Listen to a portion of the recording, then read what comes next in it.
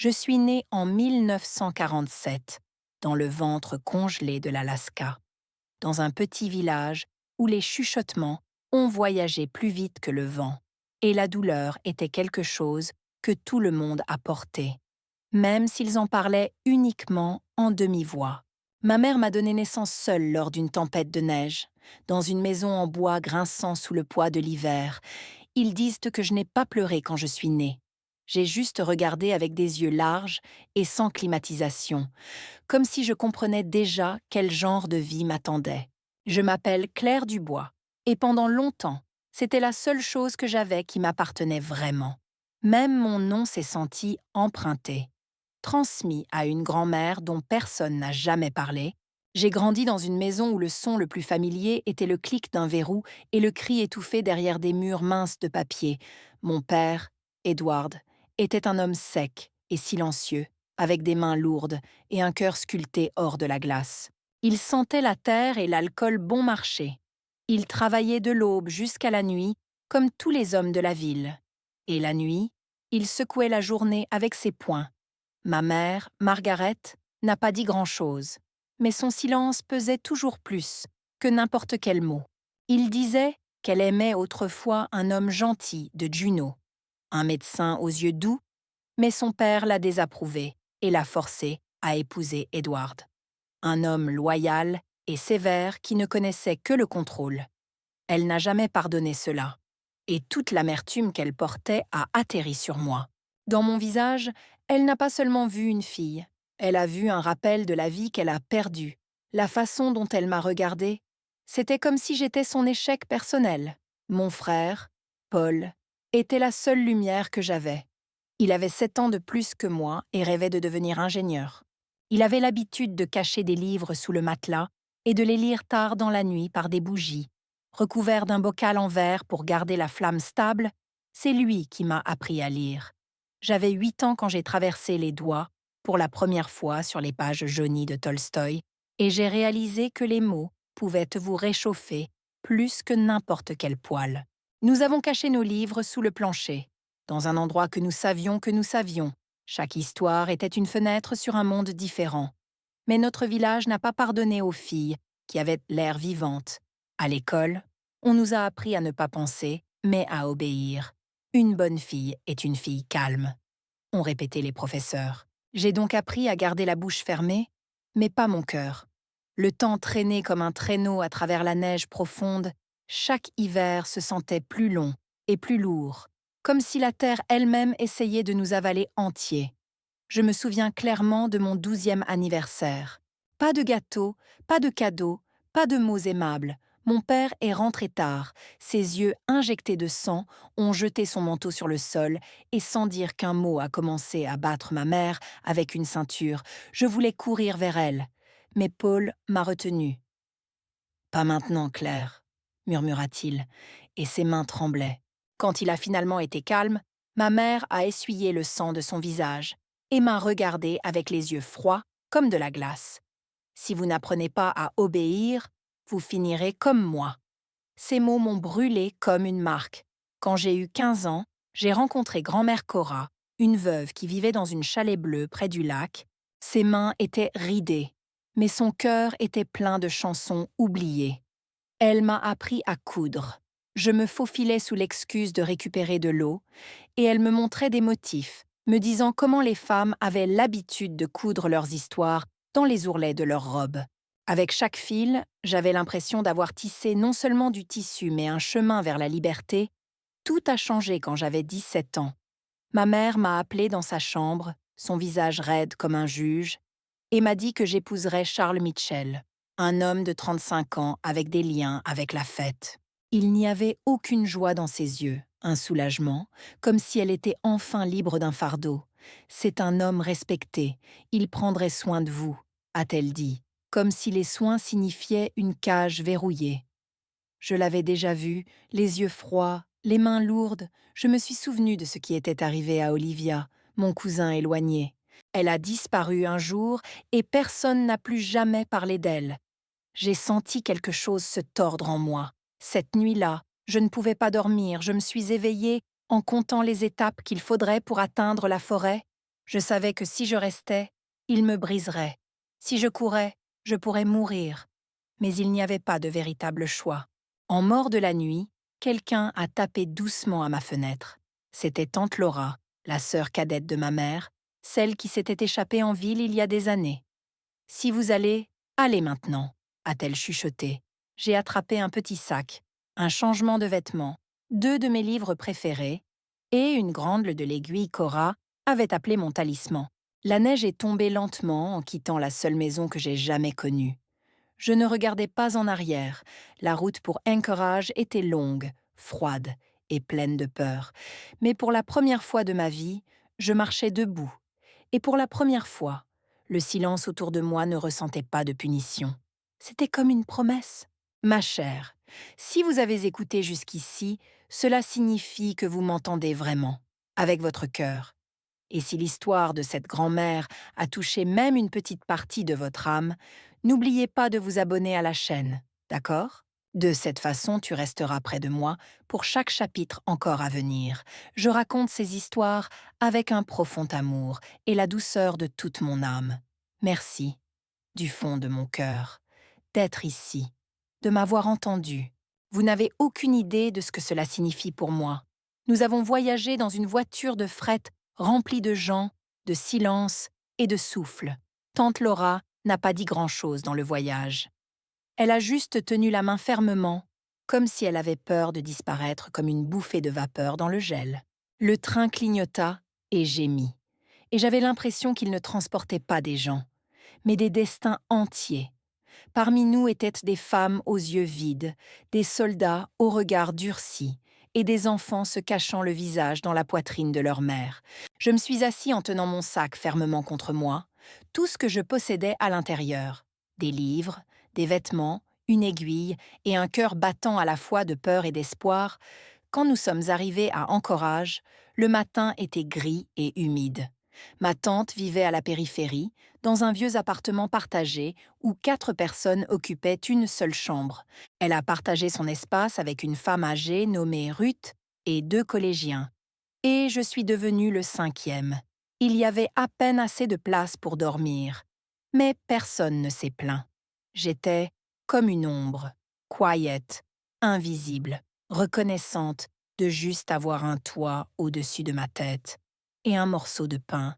Pendant ces premiers jours, j'ai à peine quitté la pièce. J'avais l'impression que la ville me considérait comme un étranger. De retour dans mon village, les gens connaissaient mon nom, mon visage, mon histoire. Là-bas, je n'étais personne, et c'était un soulagement. Je pouvais respirer, je pouvais marcher dans les rues, et personne ne m'a dit qui était. Mais la liberté sans direction est couverte. Je ne savais pas quoi faire, qui deviendra, ni par où commencer. Ma tante m'a obtenu un emploi en tant qu'apprentie dans une usine de vêtements. L'endroit sentait le savon, la sueur et le tissu. Les machines se crissaient, les aiguilles cassées et les jours passés dans le travail monotone. Au début, je n'étais autorisée à que les matériaux, à nettoyer les sols. Mais j'ai regardé, j'ai absorbé chaque mouvement, chaque pli de tissu, chaque point prudent.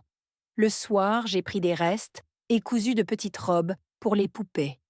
Puis, j'ai commencé à faire mes propres écharpes et à les embellir avec de la broderie.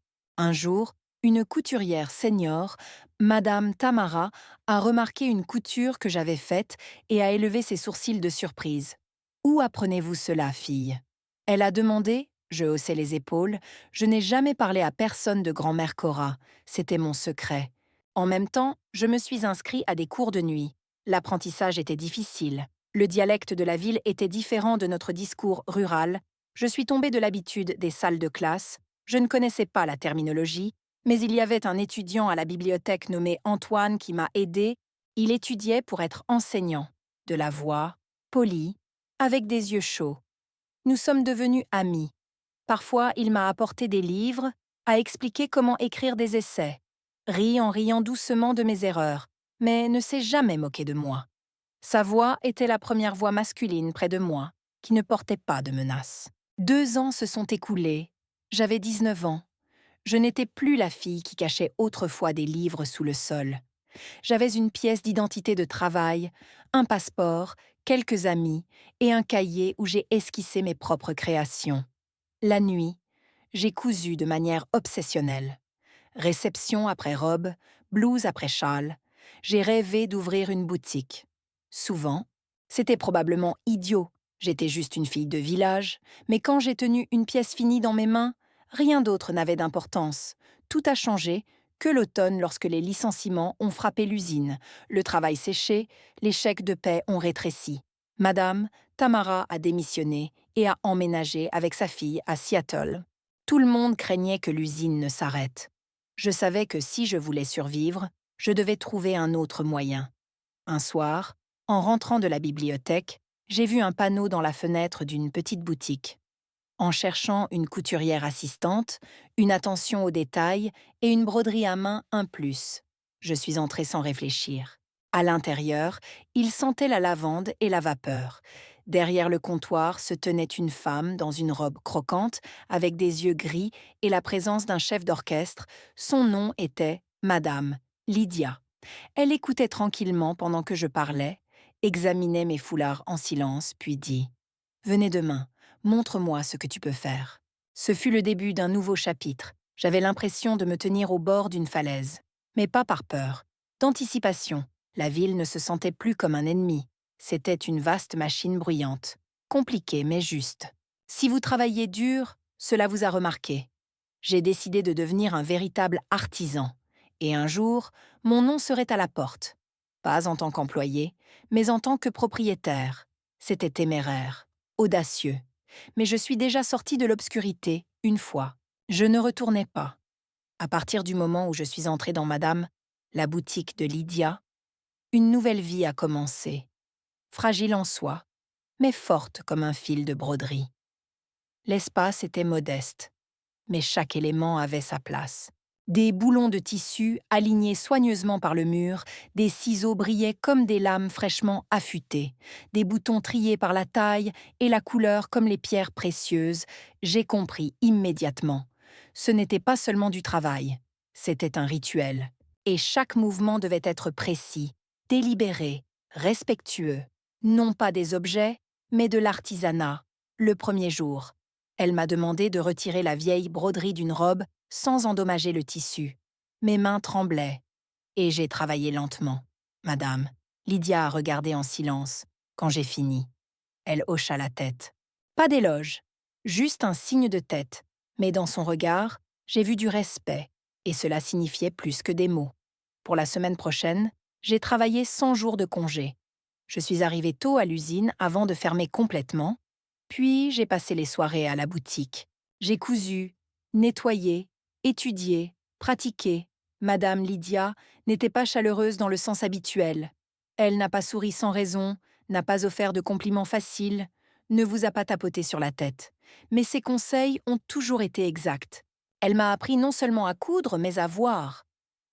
Comment le tissu tombe sur un corps, comment la couleur reflète l'humeur, comment un seul bouton peut transformer une robe entière, elle dirait.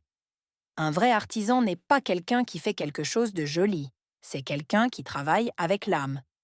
Qui pense et chaste, j'ai tout absorbé. La nuit, la rentrée chez moi, je rejouais chaque point, chaque phrase.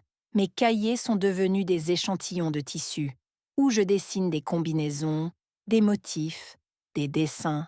Parfois Antoine passait avec un rouleau ou un técho.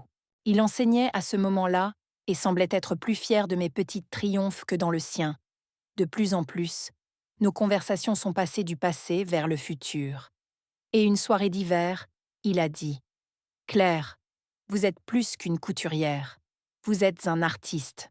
Savez-vous cela ?» J'ai ri. Pas du sarcasme, mais de joy. Quelqu'un avait finalement vu ce que j'avais toujours gardé caché. Ce printemps, la boutique a reçu un grand ordre. Des robes de voyage pour les filles, des responsables de la ville. J'ai aidé avec des raccords, travaillé sur la garniture. L'une des filles, Tania, a demandé des modifications à la conception.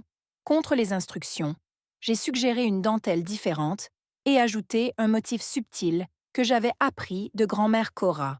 Quand elle l'a essayé, toute la pièce est devenue silencieuse. Même Madame Lydia est venue, a touché le bord de la manche et a dit Celui-ci est le vôtre, n'est-ce pas? J'ai hoché la tête, et pour la première fois, elle a souri. Laissez-le comme ça, c'est mieux de cette façon. Après cela, elle a commencé à me faire davantage confiance. J'ai commencé à travailler sur des éléments plus petits, colliers, manchets, ourlets. Parfois, on me donnait des robes complètes à coudre à partir des créations de quelqu'un d'autre. Mais en moi, un rêve grandissait. Je voulais créer quelque chose de moi, quelque chose qui n'était pas seulement des vêtements, mais une histoire. À chaque point, je mettais ma vie, ma voix, ma voix. Un jour à la bibliothèque, je suis tombée sur un livre sur les modèles traditionnels de broderie folklorique. Les symboles étaient anciens comme la terre elle-même, disant de la protection, de la force et de l'énergie féminine. J'ai réalisé alors que c'était ma langue.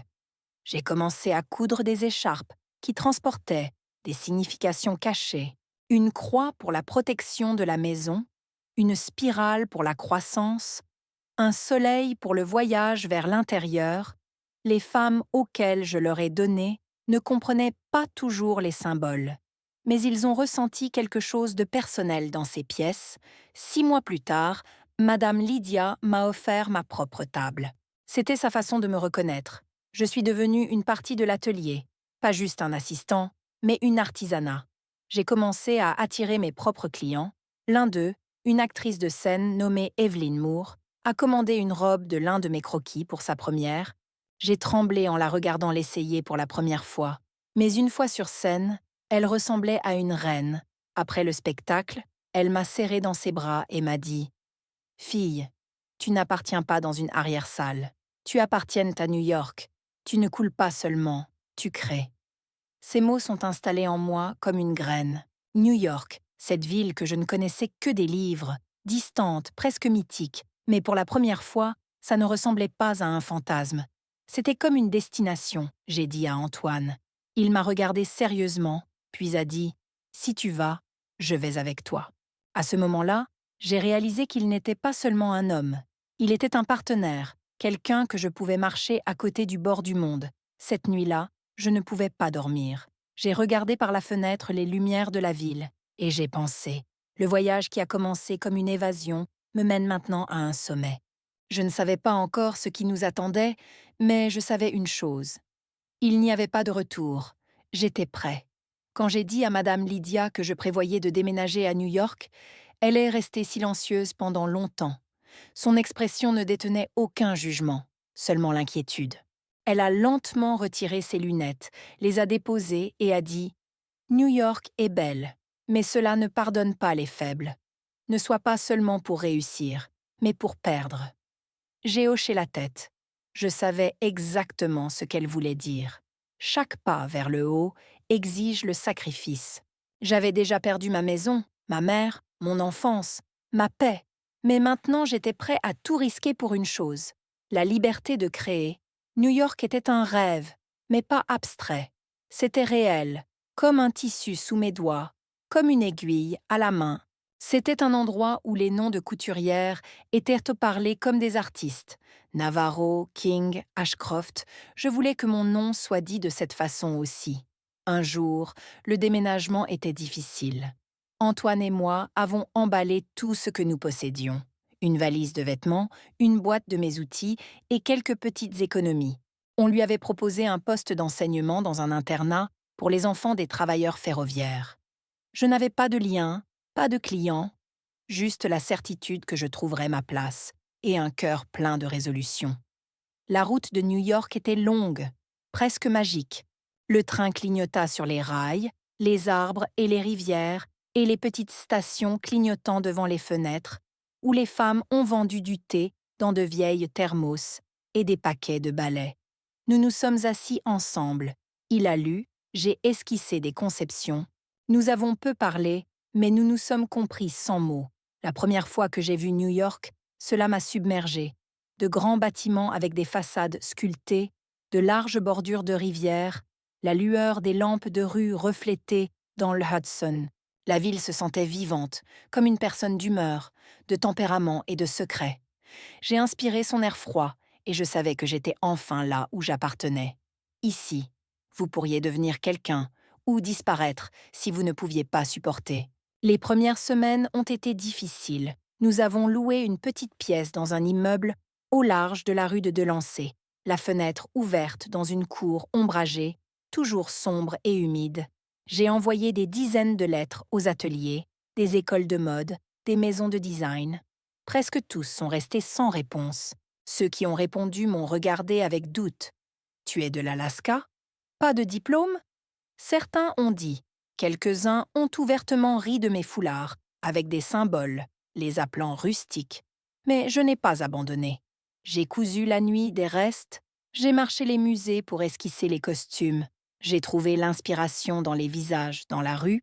Un après-midi dans le parc, j'ai vu une femme âgée portant un superbe châle. En bleu avec de la broderie dorée, j'ai doucement demandé qui avait fait. Elle avait l'air surprise, puis a souri. C'est l'œuvre d'Ida Stein. Elle a une petite boutique sur Canal Street, mais vous n'y entrerez pas facilement. Elle n'aime pas les étrangers. Je suis allée quand même, l'adresse était étrange. Une porte nichée entre une librairie et une pharmacie. Des escaliers étroits, des marches grinçants. À l'intérieur, un atelier et un magasin combiné. Des mannequins anciens, des tables de rédaction, des vieux miroirs, et une femme assise près de la fenêtre, ses cheveux argentés tirés fermement en arrière. « Que voulez-vous » demanda-t-elle sans me retourner. J'ai placé mon travail devant elle, une écharpe brodée avec une étoile et des feuilles de chêne. Elle s'est assise en silence, puis l'a ramassée, l'a étudiée et a dit « Tu n'as pas peur de la ligne, c'est rare. » J'ai juste hoché la tête. Elle s'est tenue, s'est approchée de moi et m'a regardé dans les yeux. Je t'appris, mais tu vas commencer sur le sol, comme tout le monde. J'ai accepté. Je serai laver les fleurs juste pour apprendre d'elle. C'est comme ça que je suis entrée dans l'atelier d'Ida Stein. Les femmes qui y travaillaient étaient comme des prêtresses du temple. Elles n'ont pas simplement couché. Ils connaissaient la structure du tissu, la psychologie des couleurs et le symbolisme de motifs. Leurs robes ont été achetées par des actrices, des danseurs, des veuves de richesse et des femmes de ministres. Je suis redevenue étudiante. Mais cette fois, avec du feu dans ma poitrine, j'ai cousu des échantillons, observé, j'ai appris, j'ai peu parlé. Mais chaque mot qu'Ida a dit était une conférence. Fil, m'a-t-elle dit, n'est pas seulement un outil, c'est un lien entre le fabricant et le porteur. 3 mois plus tard, elle m'a laissé ourler une robe de théâtre. 5 mois plus tard, j'ai conçu une robe pour une jeune soprano. C'est devenu une sensation. Ida a simplement dit « Vous êtes prêts, maintenant, faire le vôtre ». Ce soir-là, j'ai pleuré. Pas de douleur, mais du sentiment que je commençais vraiment. Pas seulement le chemin d'une artisanat, mais d'une femme qui avait déchiré son sort des mains du silence, une tôt le matin, alors que la ville dormait toujours sous une couverture de brouillard. Je me tenais à la fenêtre de l'atelier, en regardant la rue ci-dessous. Les voitures se sont précipitées, les gens sont passés sans se remarquer. Mais je les ai tous vus, et dans chaque visage, j'ai cherché une histoire. J'ai réalisé alors que je voulais plus. Pas de renommée ou d'argent. Je voulais un espace où mes pensées, mes mains et mon cœur pouvaient vivre dans chaque couture. Dans chaque silhouette, j'ai aspiré à la liberté, à la responsabilité, à mon nom, pas gribouillé dans des signatures, mais sculpté sur un panneau au-dessus d'une porte. Une porte. J'ai pris ma décision. Quand j'ai dit à Ida, elle écoutait les yeux fermés. Quand j'ai fini, elle les a ouverts lentement, a regardé directement mon âme et a dit « Si vous êtes vraiment prêts, allez. Mais rappelez-vous, il est plus facile d'être étudiant qu'un maître. Être un véritable artisan ne consiste pas seulement à coudre. Il s'agit de vous tenir debout. » Je m'inclinais contre elle comme les gens s'inclinent devant les mentors dans de vieilles légendes. Et moi, sommes partis. Antoine et moi avons trouvé un petit espace sur l'île de Roosevelt. Une fois une boulangerie, maintenant abandonnée, avec des murs épluches et des étagères tordues. Mais il y avait des plafonds hauts, une grande fenêtre et une porte que je pouvais traverser chaque matin en sachant « c'est à moi ». Nous l'avons nettoyée ensemble. Peinte, frottée, construite de nouvelles étagères, miroirs suspendus. Antoine a apporté un panneau en bois qu'il a sculpté. Sur ce, les mots « Claire Dubois, artisan de tissu et de forme ». J'ai regardé ce signe pendant longtemps. Mon nom, pas caché, pas honteux, réel. Les premières semaines étaient silencieuses. Presque pas de clients. Des passants curieux ont erré. Je me suis assis près de la fenêtre, à coudre, à esquisser, à inventer. Le soir, j'ai enseigné la broderie aux filles du quartier. Juste parce que, au début, ils sont sortis de la politesse, puis de la curiosité, et bientôt, avec des yeux pleins de lumière, ce sont les filles du quartier qui m'ont apporté mon premier vrai client. Son nom était Elvira Dawson, une institutrice et une veuve. Elle avait besoin d'une robe pour son prochain anniversaire. Pas quelque chose de tendance, mais quelque chose de beau. Je veux me sentir comme une femme, pas seulement un souvenir, a-t-elle dit. Je lui ai fait une robe à partir de soie, bleu foncé avec une broderie délicate le long de l'ourlet. Le motif a été inspiré par des motifs anciens symbo-élodiens, le renouvellement. Quand elle l'a essayé, j'ai vu ses épaules se redresser. Elle a regardé dans le miroir et ses yeux remplis de larmes. « Je me reviens », murmura-t-elle. « C'est comme ça que ça a commencé, une femme, puis une autre, des plus âgés, des plus jeunes, plus loin, cherchant. Je ne cousais pas seulement des vêtements. J'ai aidé les femmes à se récupérer, à travers le tissu, par la forme, à travers une conversation tranquille. Je suis devenue plus qu'une artisanat. Je suis devenue un témoin de leur transformation. Antoine m'a soutenue à travers tout cela. Il a enseigné à l'école et a aidé à la comptabilité le week-end. Il n'a jamais interféré avec le côté créatif, mais il était toujours là.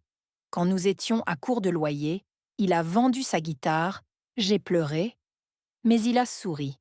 « Tant que vous avez de la lumière », a-t-il dit. 1 an plus tard, nous nous sommes étendus.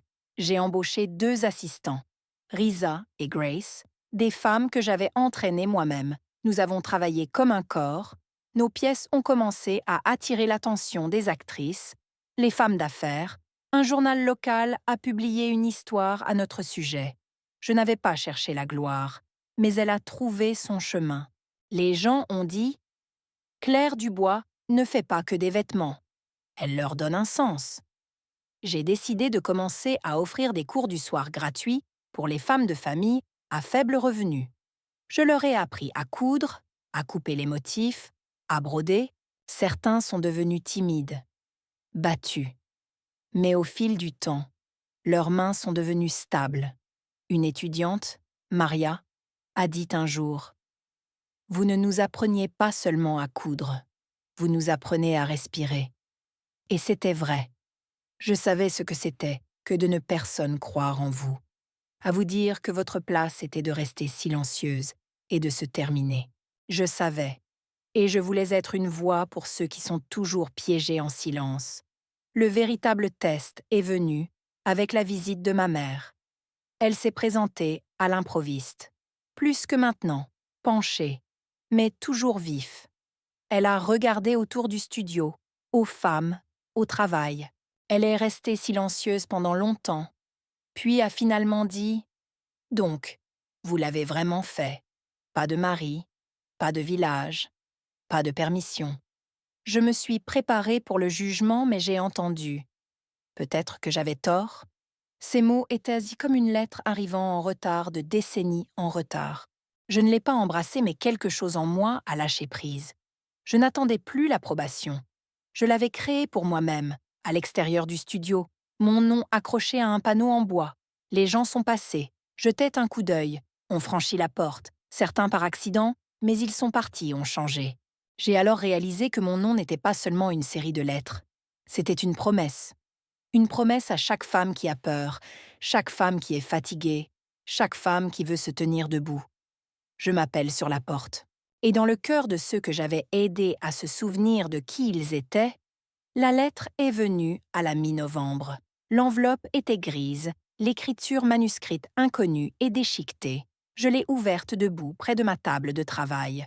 Où je venais de disposer un nouveau tissu, le journal a tremblé dans mes mains.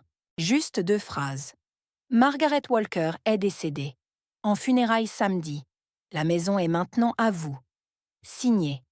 Le conseil municipal de Val-des-Chênes. Je me suis assis, incapable de sentir mes jambes. La maison est maintenant à moi. Les mots se sentaient étranges. La maison à laquelle je venais, la maison remplie de douleur, où j'ai appris à garder le silence. Une maison dont les murs se souvinrent des cris, des chuchotements, de la peur. Et maintenant c'était le mien. Antoine est venu tranquillement, s'est assis à côté de moi, a enroulé un bras autour de moi. Nous n'avons pas parlé. Il comprenait tout sans un mot. Je ne savais pas si je devais y aller. Que serait-il là pour moi? Personne n'avait attendu des années.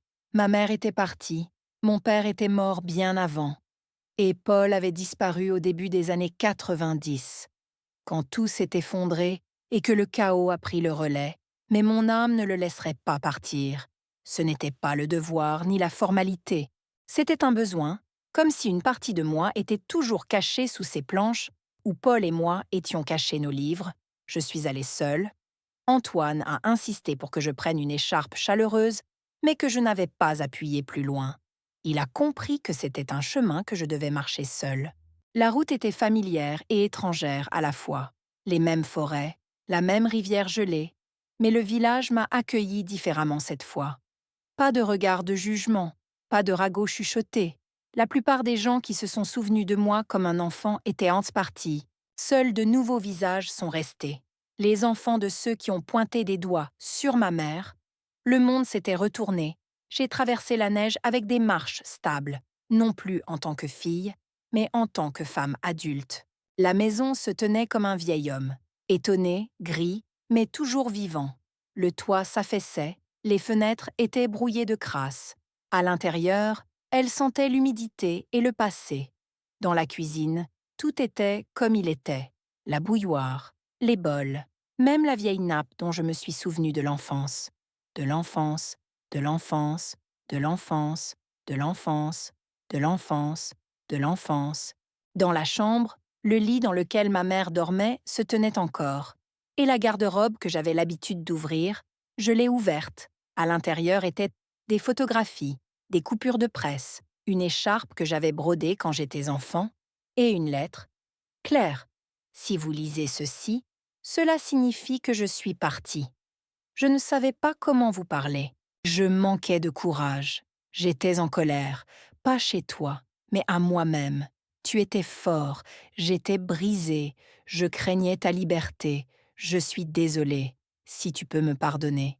J'ai lu la lettre 1, 2 fois, 3 fois, d'abord comme une pierre, puis à travers les larmes, puis en silence. Je ne savais pas si je lui pardonnais, mais je savais une chose. Je n'avais plus de colère. C'était une fin et un début. Je suis restée dans le village pendant 3 jours. J'ai dormi dans la vieille pièce, écouté le calme, parlé avec des femmes au cimetière. L'un d'eux, Madame Tessa, a déclaré « Nous nous souvenons tous de vous, vous êtes partis, et après cela, le foulard est devenu à la mode. Ils disent que vous êtes un grand artisan maintenant. » J'ai souri. Pas génial, juste quelqu'un qui a survécu. Tout ce qu'ils voient, c'est la ville, ou la bouteille, ou le palais de justice. Ils ont besoin de vos mains, de votre esprit. Je n'ai pas répondu tout de suite, mais la pensée est restée avec moi. Ouvrant quelque chose ici, dans cette maison, celle que j'avais autrefois peur de respirer, en le transformant en un endroit où les autres pouvaient enfin respirer librement. Quand je suis partie, je n'ai pris que la lettre, une vieille photo et une boîte en bois sculptée. Tout le reste. Je suis partie tel qu'il était. Mais à l'intérieur, quelque chose avait commencé à former. Je savais que je reviendrais un jour. Pas en tant que fille, mais en tant que femme qui avait transformé la douleur en force. Le passé n'est pas revenu pour me faire du mal, il est venu me montrer. J'avais grandi, j'étais libre. Et maintenant, je pouvais aider les autres à trouver leur liberté aussi. 7 mois depuis que j'ai quitté le village. Le printemps à New York était froid, mais je ressentais une chaleur à l'intérieur, comme si quelque chose de profondément en moi commençait à dégeler, à m'étirer, à fleurir. J'ai travaillé sur de nouvelles collections, continué d'enseigner des cours pour les femmes. J'ai pris des commissions, mais mes pensées ont continué à revenir dans cette vieille maison. où tout avait commencé. J'ai commencé à le voir dans mes rêves, pas comme avant. Dark et menaçant, mais différent, avec des fenêtres ouvertes, de l'air frais dérivant, l'odeur de pain dans l'air. Dans ces rêves, il y avait des femmes, des filles, de la lumière, du rire, des machines à coudre, des motifs, des tissus, des livres, comme si le destin lui-même esquissant un plan pour mon avenir. Et je comprenais. Il était temps de revenir, pas pour une visite, mais pour de vrai, aussi longtemps que cela prendrait. Quand je suis descendue du bus et que je suis retournée sur ce chemin familier, mon cœur battait la course. Tout semblait plus petit que je ne m'en souvenais. Mais pas moins important. La maison était comme avant. Mais cette fois, je suis entrée différemment, non pas comme quelqu'un qui s'enfuit, mais en tant que personne rentrant à la maison. La première chose que j'ai faite a été d'ouvrir toutes les fenêtres, toute la journée, puis la porte d'entrée, j'ai frotté les sols, j'ai abattu les anciens rideaux, jeté la plupart des meubles, sauf une chose. Un tabouret avec les lettres sculptées, D. Taubé, Paul Dubois. Mon frère, il était parti maintenant. Mais sa mémoire a vécu. J'ai écrit le plan de projet et je l'ai appelé simplement la maison d'artisanat des femmes de Val-des-Chênes. La mission: enseigner la couture, la broderie, la conception de base et l'économie. Gratuitement pour toute femme qui voulait apprendre. Au début, les gens m'ont regardé avec soupçon. Elle est de retour maintenant? Pour nous sauver ou quelque chose? D'autres ont juste regardé en silence. Je n'ai essayé de convaincre personne. Je viens de commencer. La fille voisine, Camille, a été la première à venir. Puis sa mère, puis la femme du policier local. 1 mois plus tard, nous avions 8 ans. Nous avions 8 ans. J'ai apporté de vieilles machines à coudre de la ville, des tissus, des cahiers. Nous avons commencé avec des choses simples. En apone, taille d'oreiller, sac fourre-tout. Puis, nous sommes venus des robes, puis à la broderie avec les mêmes symboles anciens. Grand-mère Cora m'a appris. Mais je ne leur ai pas simplement enseigné le fil et le tissu. J'ai parlé de vous construire, de courage, de croire à nouveau. Un jour, pendant un cours, une femme du nom de Gail a dit « Vous n'avez aucune idée de ce que cela signifie pour nous. Mon mari boit, mon fils est parti, il n'y a pas de travail. Mais ici, tu nous faisais nous sentir à nouveau vivants. » Je ne pouvais pas répondre. Ma gorge se resserre. Je souris juste. Et à ce moment-là, je savais. Cette maison ne faisait plus de douleur. C'était une question de vie. Une nouvelle vie. 1 an plus tard, nous avons tenu notre première exposition au centre régional. Les filles ont montré leur travail. Ils ont été invités dans les villes voisines pour enseigner des ateliers. Les ordres ont commencé à arriver. Certains ont commencé à gagner de l'argent, d'autres ont simplement souri plus souvent. J'ai enregistré l'école comme fondation, puis je l'ai transformée en une organisation à but non lucratif. Nous avons reçu le soutien du gouvernement local. La maison a été rénovée. Une deuxième aile a été ajoutée. Un nouveau chauffage installé. Un toit frais mis en place. Mais plus important encore, les murs de cette maison n'étaient plus silencieux. Ils résonnaient à de rire, avec des voix. Un jour, debout près de la porte, j'ai vu Camille, la toute première fille qui est venue, en enseignant aux nouveaux arrivants comment tenir une aiguille. Elle a parlé avec confiance, ses yeux brillants. Je l'ai regardée et je me suis dit « C'est ça, c'est la plus belle robe que j'ai jamais faite. » J'ai nommé l'école d'après mon frère, le Paul Dubois Institute of Handcrafts. Je l'ai laissé vivre, non seulement dans un tabouret et en mémoire, mais dans la vie de ces jeunes femmes. La maison où je craignais une fois de respirer était devenue un endroit qui respirait tout seul. Un endroit qui a guéri, qui s'est construit. Et je n'avais plus peur d'y retourner, parce que je savais que je l'avais changé. Et cela m'avait changé. Je ne savais pas que quand mon petit projet s'est transformé en quelque chose de beaucoup plus grand, tout a commencé par une lettre. Il est arrivé un matin d'automne, estampillé d'un sceau officiel et imprimé dans un script ferme et formel. Le ministère du Travail et du Développement social des États-Unis exprime son intérêt pour votre travail en établissant des programmes ruraux de l'éducation artisanale des femmes. J'ai lu la lettre à plusieurs reprises, incapable de le croire. J'étais juste une femme simple de Val-des-Chênes. Mon atelier, mon école, mes filles, maintenant sous les yeux de l'État. Au début, j'avais peur. Je ne voulais pas de politique, de paperasse, de hauts discours. J'avais peur de perdre ce qui rendait tout cela vivant. La proximité, la chaleur, le profondément personnel. Mais Antoine a dit « Claire, ce n'est pas une menace. C'est une chance.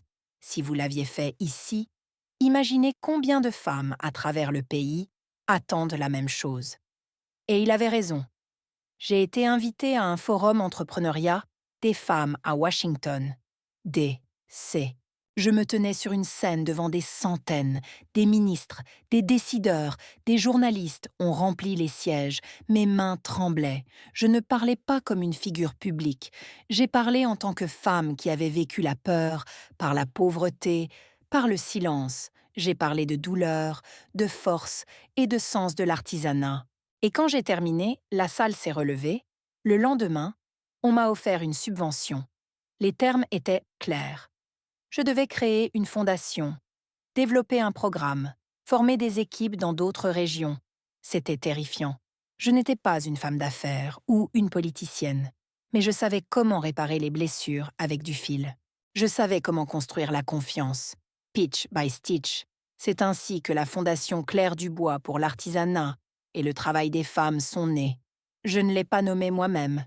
Mes filles ont fait. Je voulais quelque chose de modeste. Ils ont dit « Laissez-le porter votre nom. Nous en sommes fiers. » Dans un an, nous avions 7 écoles à travers le pays, des montagnes rocheuses à la Pennsylvanie rurale, à travers le Kentucky et jusqu'au nord du Michigan. Les filles de Val-des-Chênes sont devenues des instructeurs. Je les ai regardées voyager dans d'autres villes et villages. Pas de parler de la mode, mais pour parler de l'estime de soi, chaque nouvelle école ressemblait à une naissance. Nous avons planté un pommier à l'entrée comme symbole de croissance. Et sur chaque arbre, une lecture de plaque. Un nouveau souffle commence ici. La fondation est devenue connue. Nous avons été invités à parler à la télévision, dans les journaux, lors de festivals. Mais j'ai toujours dit, nous ne sommes pas des œuvres caritatives. Nous sommes le retour de la force. Nous ne pitié pas. Nous respectons. Un jour, une femme dans la soixantaine m'a approchée après un cours dans un petit centre communautaire à New York.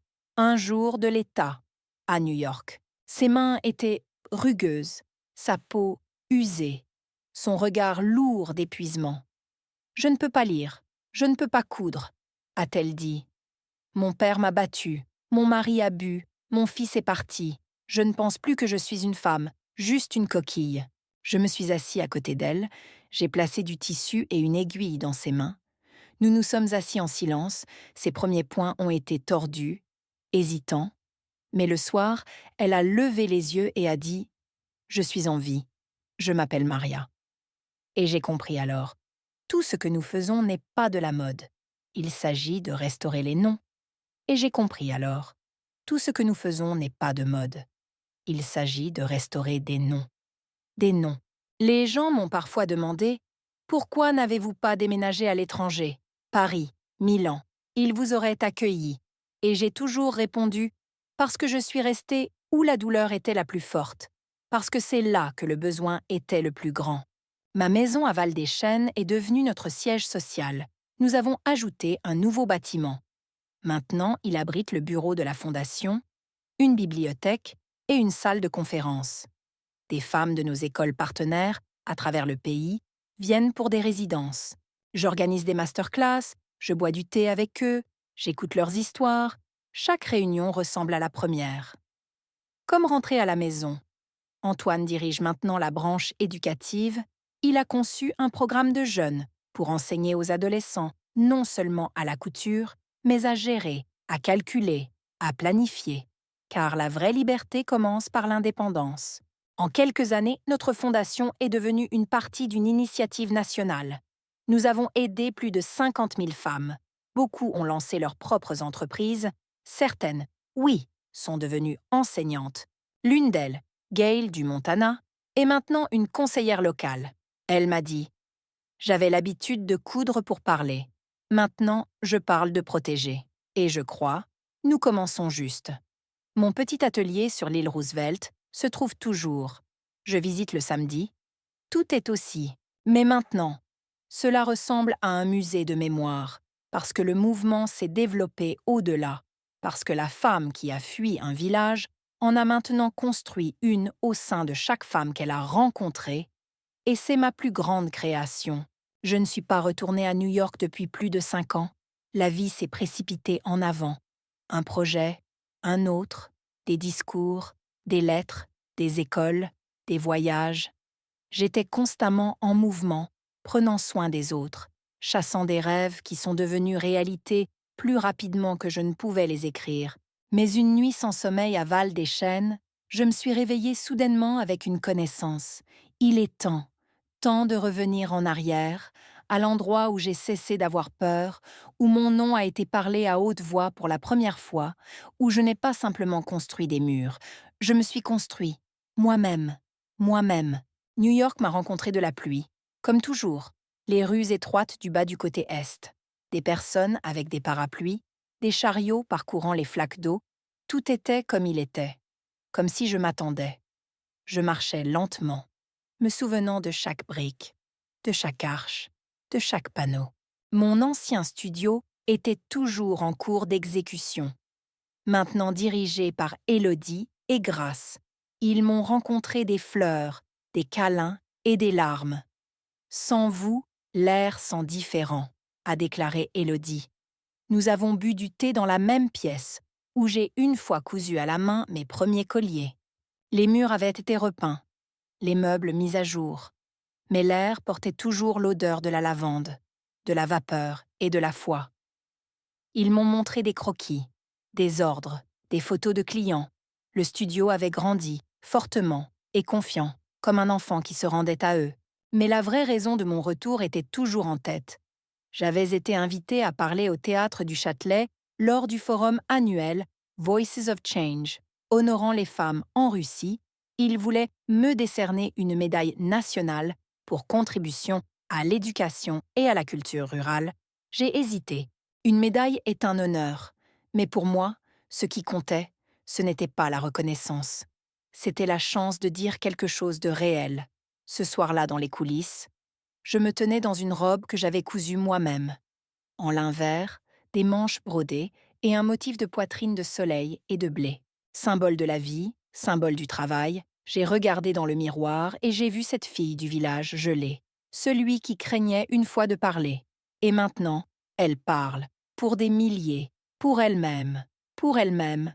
Quand j'ai marché sur scène, l'auditorium était plein, les femmes de tous les âges, célèbres et inconnues, avec des histoires gravées dans leurs visages. Je savais parmi eux des femmes comme moi, et j'ai dit « Je ne suis pas là parce que je suis spéciale. Je me tiens ici parce qu'une fois, une femme, ma tante, s'est déroulée sur ma fenêtre et a dit « Venez avec moi ». Et je l'ai fait parce qu'une grand-mère, Cora, a placé une aiguille dans ma main et m'a dit « Coudre ». Et je l'ai fait parce qu'une fois, il n'y avait personne qui croyait en moi. Alors j'ai appris à croire en moi. Et maintenant, je ne suis pas seule. Nous sommes des milliers. Nous ne sommes pas un mouvement. Nous sommes une rivière, et aucun barrage ne peut nous arrêter. La pièce était silencieuse, puis elle se leva. Je n'ai pas pleuré. Je me sentais juste de la chaleur qui coule à travers moi. Pas du prix, mais du sentiment d'achèvement. J'avais fait le voyage.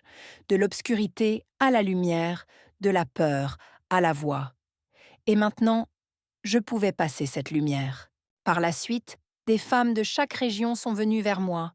Certaines m'ont serré dans ses bras, certains m'ont donné des mouchoirs. Une jeune fille avec une tresse dans son dos a chuchoté « Je coude parce que tu coudes ». Je suis retournée à mon hôtel tard, dans la nuit. Je me suis assis près de la fenêtre, la ville scintillait au loin, et j'ai réalisé « ce n'était pas un retour, c'était un adieu, calme, reconnaissant, paisible ». La ville m'avait fait, et maintenant, je rendais ce que j'avais pris. Mon cœur appartient à Val-des-Chênes, à mes étudiants, à la maison où la vie chante à nouveau. Mais New York. New York est mon début, mon tremplin, mon premier souffle, et je ne l'oublierai jamais. Une soirée d'hiver, alors qu'une tempête de neige battait les fenêtres et que la maison était silencieuse, j'ai sorti mon ancien bureau, j'ai brassé une forte tasse de thé avec du thym, Et pour la première fois depuis de nombreuses années, j'ai commencé à écrire. Pas des rapports, pas des propositions, pas des plans, juste une page vierge. En haut, j'ai écrit un mot. Vous. C'était une lettre sans nom, sans adresse, sans timbre. Juste vous, vous qui vous asseyez près du poêle et écoutez votre père crier dans la cuisine. Vous qui lavez les chemises de votre mari tous les soirs sans entendre merci ou désolé. Vous qui pensez que votre temps s'est écoulé et il est trop tard pour commencer. Vous qui avez peur, qui ne croient pas, qui ne le savent pas, pourrait être différent. Et je lui ai écrit « Tu n'es pas seul. Moi aussi, une fois assis dans le noir, moi aussi j'avais peur de parler, de respirer, de rêver. Je pensais que tout ce que j'étais autorisée à faire était de rester silencieux et de cuisiner. Mais un jour, je me suis levée, pas tout en une seule fois. D'abord à l'intérieur, puis sur mes pieds, puis à travers l'action. J'ai écrit une lettre, puis une autre. Je ne les ai jamais envoyées. Je les ai attachées avec de la ficelle et je les ai gardées dans une boîte. Chaque page était comme une voix dans le désert, une main tendant la main à travers l'espace. Je savais que quelque part, quelqu'un les lirait, pas nécessairement avec leurs yeux, mais avec leur cœur. Au fil du temps, j'ai commencé à lire ces lettres hautes. Beaucoup ont pleuré, certains pour la première fois depuis des années, parce qu'ils n'entendaient pas des slogans, ni des conférences ou des théories, mais quelque chose de réel, quelque chose de vivant. Après une lecture, une jeune femme nommée Nathalie est venue vers moi. Elle était mince, calme, avec des yeux comme des eaux profondes. Elle a chuchoté. Cette lettre était à propos de moi. Vous ne me connaissiez pas, mais je vous ai entendu. À partir de ce jour, les lettres sont devenues une partie de mon travail. Je les ai imprimées dans de petits livres, les ai données gratuitement. Parfois, je les laissais sur des sièges en train, dans les bibliothèques, sur des bancs de parc. Chacun s'est terminé de la même manière. Pas avec une période, mais une phrase. Vous pouvez, parce qu'en élodiant aussi loin, vous avez déjà commencé. Certaines lettres sont devenues des prières, d'autres, des manifestes. Certains n'étaient que des morceaux de mémoire. Comment j'ai d'abord tenu une aiguille, comment j'ai caché des livres sous le sol, comment je craignais de ne jamais sortir de ce village vivant, comment j'ai fait, comment j'ai transformé la peur en outil. Les lettres sont devenues des miroirs, pas juste de moi, mais des femmes qui les lisent. Ils ont dit « Votre douleur n'est pas la seule douleur, et ce n'est pas éternellement. » Les femmes ont commencé à écrire, pas formellement, en général, certains à la main, certains en brodent la broderie sur le tissu, certaines comme des chansons qu'ils ont chantées à leurs filles la nuit. Nous avons créé un espace sans distance, où l'enseignant et l'élève étaient simplement deux femmes, se regardant avec reconnaissance. Antoine a dit que j'étais devenue comme un conteur de l'ancien monde, mais mes contes ne concernaient pas les rois.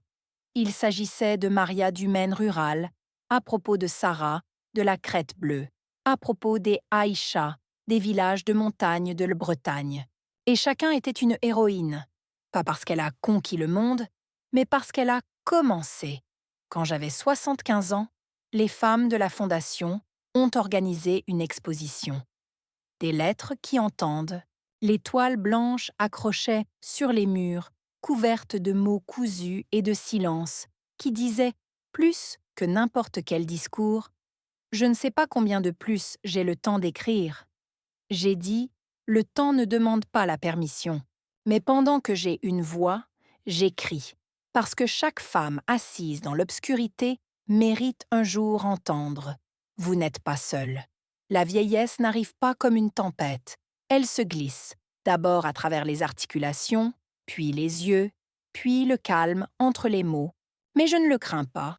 Le vieillissement ne s'épatompe. C'est comme le dernier chapitre d'un livre, où chaque page a enfin du sens. J'ai 78. Ils sont une carte de ma vie, et maintenant, ils détiennent non seulement des routes, mais des racines. Je croyais toujours qu'une femme avait besoin des deux. Racines, où elle se sent à la maison, et des ailes, pour partir quand elle devait. L'une sans l'autre est incomplète, sans racines. Vous ne savez pas qui vous êtes. Sans elles, vous ne saurez jamais qui vous pourriez être. Mes racines sont dans Val des Chênes, dans la maison où le silence criait, une fois plus fort que n'importe quelle voix. Dans la neige, où j'ai pleuré mes premières larmes cachées. Dans le plancher où Paul et moi gardons des livres interdits comme des trésors. Maintenant, quand je m'assois sur le porche de notre école et que je regarde les filles porter des rouleaux de tissu, de rire, de discuter des modèles, je pense que mes racines ne sont pas juste en vie. Elles nourrissent quelque chose de bien plus grand. Mes ailes sont dans chacune d'elles. À Élodie, qui a ouvert un nouveau studio en Alaska. À Camille, qui dirige maintenant une branche régionale. À Maria, qui a commencé à écrire des histoires sur des femmes qui ont surmonté la peur. Ils sont ma continuation. Pas des copies, pas des étudiants, mais des femmes fortes, différentes et indépendantes. Et c'est la plus belle chose. Les gens demandent, n'est-ce pas effrayant? Lâcher prise, remettre les choses, reculer? Non, ce n'est pas effrayant. Pendant des années, j'ai tout transporté seul, parce que personne d'autre ne le pouvait. Mais maintenant, il y en a d'autres. Et je ne pars pas. Je me détache simplement pour qu'ils puissent aller de l'avant. Je ne rêve plus de scènes, de médailles ou de gros titres. Mon trésor se trouve dans les lettres qui viennent toujours à notre ancienne adresse, comme celle qui disait « Chère Claire Dubois, je ne vous ai jamais rencontrée, mais votre livre était avec ma mère lorsque nous avons vécu dans un village isolé en Alaska. J'ai grandi en le élodiant la nuit. Maintenant, j'enseigne aux filles à coudre dans notre ville. Merci pour être. » Je lis des lettres comme ça et je comprends. Un nom n'est pas seulement une plaque sur une porte. Un nom est quelque chose qui passe main à main, cœur à cœur, et si un jour mon nom devient juste un symbole, je vais bien avec ça, que ce soit un charme, la première ligne, le fil où tout commence. Nous avons récemment planté un verger de pommes derrière l'école. Les filles ont suggéré de nommer chaque arbre après une femme qui a changé la vie de quelqu'un. J'ai résisté, mais une soirée tranquille, Élodie m'a amené à un jeune arbre. Sur sa plaque, il disait « Claire, raconte ici, elle partout ». Je ne pouvais pas retenir mes larmes, pas parce que j'ai été émue, mais parce que je ne serais pas vraie. Et tant qu'il vit, je continuerai à parler, à coudre, à écrire, ou simplement à s'asseoir à côté d'une fille, faisant ses premiers points. Donc elle sait. Près d'elle est de la chaleur. C'est une histoire. C'est une femme qui craignait et a vécu. Je suis assis dans mon bureau, la même pièce où se tenait une fois une machine à coudre. Il y a maintenant des ordinateurs, des livres, des photos de partout au pays. Sur le mur est une carte couverte de broches. Alaska, Vermont, Californie, Géorgie, Montana, Washington. Chaque épingle n'est pas une ville. C'est une femme, une histoire, une voix. Camille a frappé à la porte, 2 fois, rapidement, avec ce sourire léger. « Nous avons des nouvelles », a-t-elle dit en intervenant. Officiellement, depuis le début de la fondation, 50 001 femmes ont terminé nos programmes. Je l'ai regardée silencieusement, 50 001, d'une manière ou d'une autre, c'est celle qui a frappé le plus durement. Elle n'a pas été perdue dans le numéro, elle était là. Elle est assise, vivante, avec son nom, avec sa voix.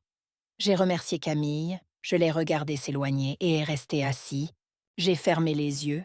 50 000 voix qui restaient autrefois silencieuses.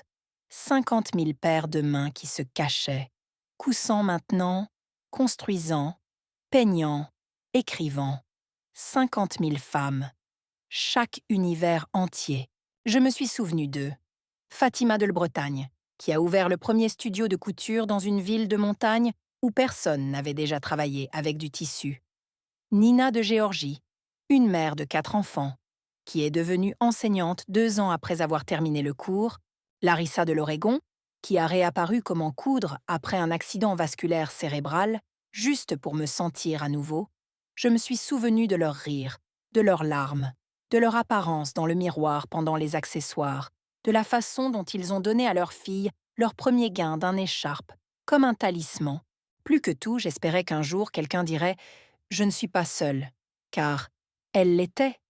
Même s'ils ne savaient pas mon nom, même s'ils ne savaient pas d'où je venais, Si, dans une maison, une lumière brille, si quelqu'un met une robe et redresse son dos, alors cela en valait la peine. Ce soir-là, toute l'équipe s'est réunie dans notre grande salle. Les filles ont sorti le samovar, les tartes au four. Quelqu'un a suggéré que nous détenions un petit rassemblement, informel, juste pour être ensemble. Je n'avais pas préparé de discours. Je me tenais devant eux, regardais leurs visages, young, vieux, bordés d'âge, tressés, aux cheveux gris, tatoués, en jupe longue, si différentes. Tellement chères, 50 000, dis-je doucement. C'est comme si une ville entière parlait tout de suite, et pourtant chacun de vous est cette ville. Pas juste une couturière, pas seulement un participant, mais une voix. Ils ont applaudi, certains ont pleuré. Et je me suis pensée à 17 ans, debout sur une route enneigée, tenant un petit paquet, effrayée, marchant, ne sachant pas où, si seulement elle pouvait regarder vers l'avant, si seulement elle savait qu'un jour, ces paroles seraient entendues par 50 000 autres. Après la soirée, Antoine et moi nous sommes assis sur le porche, il m'a versé du thé et, sans regarder, a dit « Vous le sentez, n'est-ce pas?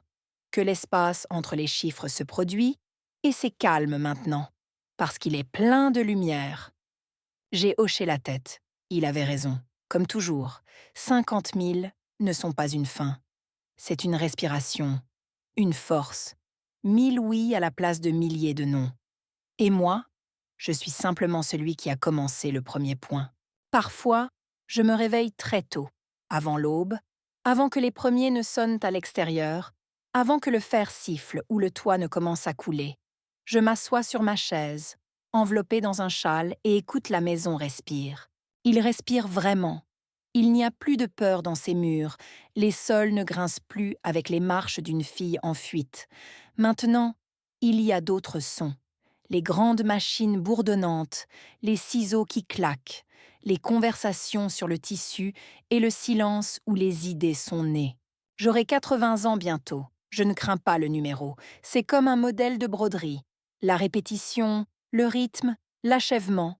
J'ai terminé mon point de couture et je ne le regarde pas avec regret, mais avec fierté.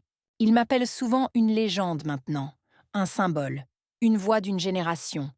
Ils écrivent des articles, des documentaires cinématographiques, me demandant de partager le secret du succès. Je souris et dis « Il n'y a pas de secret. Il y a juste le chemin.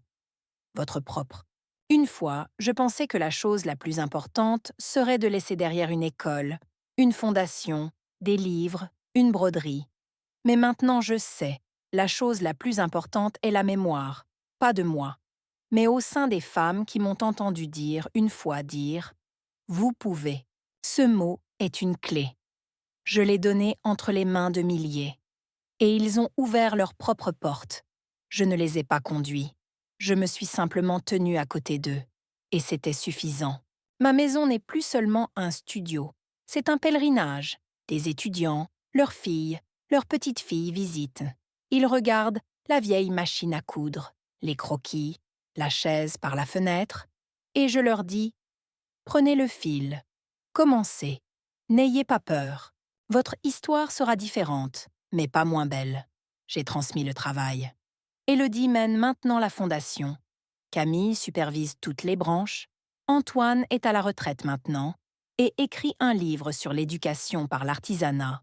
Nous nous asseyons souvent ensemble en élodiant des lettres de femmes dans tout le pays.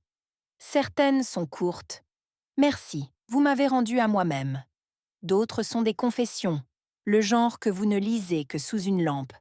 La main sur le cœur, je ne couds plus beaucoup, juste pour moi-même. La dernière chose que j'ai faite était un foulard brodé de symboles de soleil, d'eau et de vent. J'ai demandé qu'il soit enterré avec moi.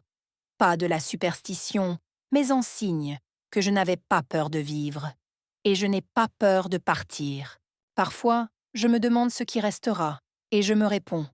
Des femmes, des milliers de femmes, des marchés, des aiguilles à la main, du feu dans leur cœur. Ils ne sont pas ma propriété, pas mes ombres. Elles sont ma trace, ma vie, bien vécue. Je ne sais pas s'il y aura jamais une statue. Je ne sais pas si quelqu'un va écrire un livre. Mais si un jour, dans un petit village, Une femme se lève le matin, met une robe qu'elle a faite de ses propres mains, regarde dans le miroir et dit « Je peux ». Alors c'est suffisant. Et je serai assis tranquillement dans le ciel, sur un vieux tabouret en bois, en regardant vers le bas et en chuchotant « Cousez, allez, parlez, vivez ».